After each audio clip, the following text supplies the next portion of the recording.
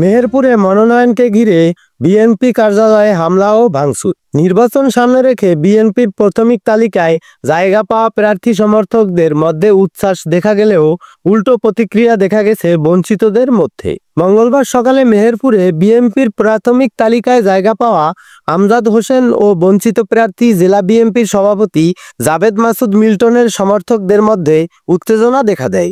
এক পর্যায়ে দুপক্ষের মধ্যে চলে ধাওয়া পাল্টা ধাওয়া। ভাঙচুর করা হয় আমজাদ হোসেনের নির্বাচনী কার্যালয়ে। সংঘর্ষে আহত হন অন্তত 10 জন। খবর পেয়ে পুলিশ ঘটনাস্থলে গিয়ে পরিস্থিতি নিয়ন্ত্রণে আনে। আশাশুনি ও কালীগঞ্জ উপজেলা নিয়ে গঠিত সাতক্ষীরা 3 আসনে বিএনপির প্রাথমিক তালিকায় জায়গা পাননি অধ্যাপক ডাক্তার মোহাম্মদ শহীদুল আলম। এতে ক্ষোভে ফেটে পড়েন তার সমর্থকরা। কালীগঞ্জ এলাকায় মহাসড়কে অবস্থান নিয়ে টায়ার জ্বালিয়ে অবরোধ ও বিক্ষোভ করেন তারা। চাঁদপুর 4 আসনে বিএনপির মনোনয়ন প্রত্যাশী এম এ হান্নানের অনুসারীরা ফরিদগঞ্জে সড়ক অবরোধ করেন।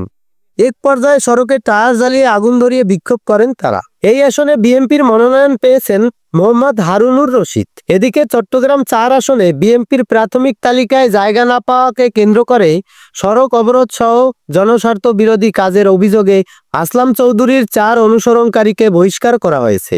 বিএনপির জ্যেষ্ঠ যুগ্ম মহাসচিব রুহুল কবির রিজভী স্বাক্ষরিত এক সংবাদ বিজ্ঞপ্তিতে এ তথ্য জানানো হয়।